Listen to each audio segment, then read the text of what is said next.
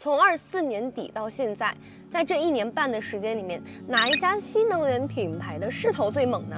那这個名額，我想一定有領跑的一份。相比起同價位的競品，它會更卷；相比起高定位的車型，它要有着更平價的價格。那截止到26年的6月底，領跑 B 系列的全系累計銷量已經超過了20萬輛。那麼在氣溫愈發炎熱的7月，他們帶來了全新的 B 系列車型。那 B 系列的車型又是否會像夏日炎炎的氣溫一樣越來越火熱呢？今天我們就來詳細體驗一下領跑全新 B10。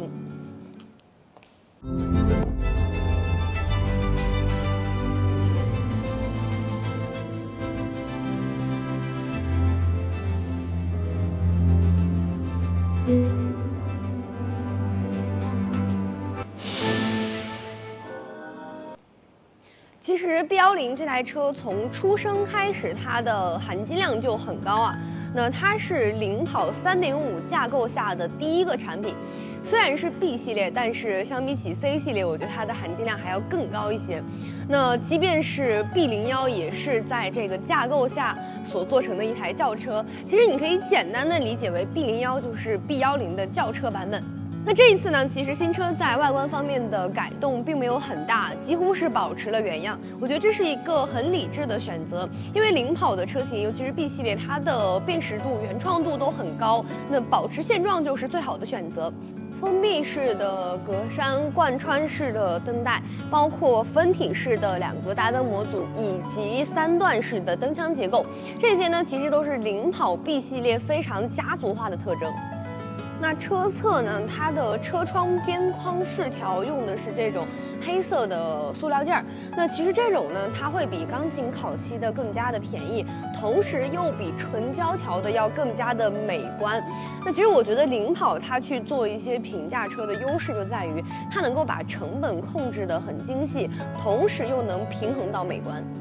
那尺寸呢也沒有什麼太大的变化，車長依舊是4515毫米，軸距是2735毫米。那這個尺寸呢，基本上就是一個比較標準的中型 SUV 的尺寸了。那其實跟比亞迪的元 Plus 是差不多大的。它是一個后驱車，所以它的輪胎都是前後配。那老款的尺寸用到的是前方是225/5018的一個尺寸，那後胎呢用到的是235/5018的尺寸。那新款呢，它所做的是把整個輪胎的尺寸給到了一個19英寸的輪毂，那其實可以看到啊，放在這台車上它會更加的提氣場的，畢竟是一個 SUV 嘛。同時呢，大家也從鏡頭上能看到啊，這一次支架小藍燈也給到了。那同時呢，我們拍攝這台車的車色是這一次的新車色，叫做風和青。那除此之外呢，它還有一個跟 B01同樣的顏色，叫做液態銀。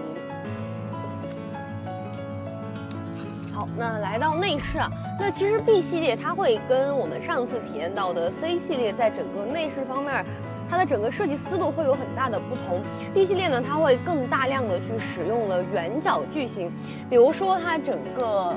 扶手台上這裡的這個收納框，再有呢就是它的出风口的造型，然後包括可以看到它門板上，然後以及中央扶手的這個懸浮的倒台，那它都大部分運用到了這個比較圓潤的一個造型，相對來說呢會更加的年輕化一點。那其實我覺得這也會更加符合這一台車它本身的定位。那再有就是整個座舱質感，其實不管是老款還是新款，我覺得做的都非常的不錯啊。基本上皮膚的高頻接觸區用到的都是軟包的材質。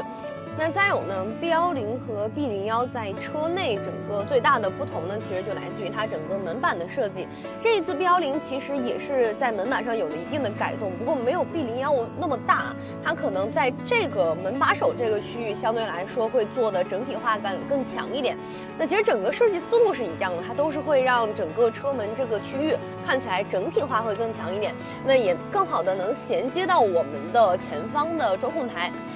那我們剛剛說的它的改動思路是一樣的呢，其實主要呢還是這個3屏聯動啊。首先就是前方加了一個55英寸的一個 HUD， 那再有呢就是8英寸的液晶儀表屏，以及這個升級到了更大屏幕，來到17.3英寸的中控屏幕。那這3個屏幕呢可以形成一個3屏聯動的布局。還有前方的中控台上，我們也可以看到加了幾個揚聲器，揚聲器的面罩呢這一次也是升級到了一個金屬工藝的揚聲器面罩。包括我們在 B01上也看到的一些变化，比如說取消了這個魔術收納口，取而代之的是一個帶有凹槽的手機收納位。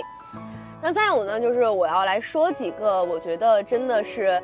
领跑一定是做了用户調研才去改进的這台車，就是把出風口的這個氛圍燈給取消了。那因為之前我看過不少網友有去反映過，在出風口這裡的這個氛圍燈在夜間行車的時候是會在後視鏡的這個位置形成一個反光的，其實是會有點影響行車安全。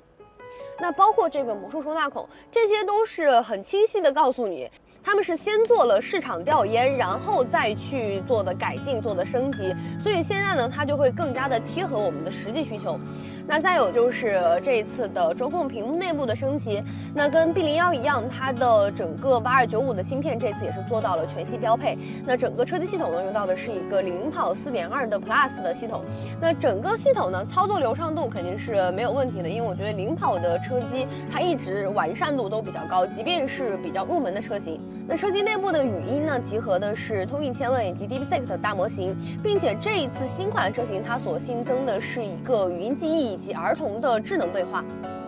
舒適性配置方面的升級思路也跟 B01保持一致啊。首先就是前排的双零重力座椅，同時呢前排的腿托以及4項的腰托也沒有落下。那再有呢，座椅配置方面的加熱、通風以及座椅的濕地按摩，這一次也是加上了。那除此之外，主駕也給到了一個頭枕音箱。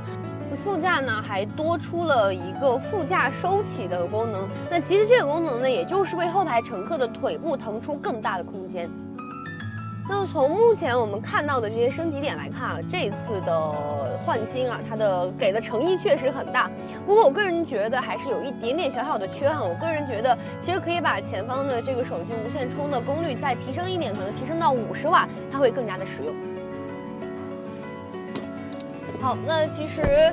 B10它的整個尺寸也沒有變，所以說它整個的後排的空間相比起老款其實也沒有什麼變化。這裡呢還是給大家稍微回顧一下，首先是腿部空間，大家可以看到，其實雖然說它是一個定位在入門級的車，但是腿部依然能有3拳還要多的腿部空間。然後包括因為它是一個比較標準的 SUV 的造型，整個頭頂空間的預留位置也非常大。雖然說它整個天窗玻璃的開口已經到了我們頭頂，但因為有了這一段距離，所以即便是現在夏天大太陽曬下來，它也不會覺得頭頂被烤得慌。